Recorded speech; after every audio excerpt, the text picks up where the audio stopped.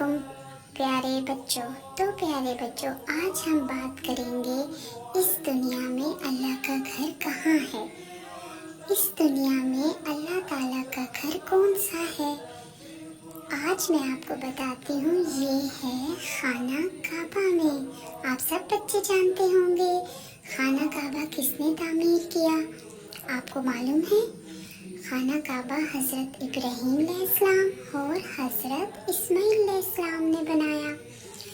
خانہ کعبہ کہاں ہے؟ کون سے ملک میں ہے؟ مکہ مکرمہ میں خانہ کعبہ بن چکا ہے۔ مکہ مکرمہ کہاں ہے؟ کیا آپ جانتے ہیں؟ مکہ مکرمہ ملک سعودیہ عرب میں ہے۔ سعودیہ عرب ایک بہت مشہور شہر ہے۔ مسلمان حج کرنے کہاں جاتے ہیں؟ مسلمان حج کرنے کے لیے مکہ مکرمہ میں جاتے ہیں۔ تو پیارے بچوں، یہ تھی اللہ کے گھر کی چند باتیں۔ میرے چینل کو سبسکرائب کریں۔ اللہ حافظ۔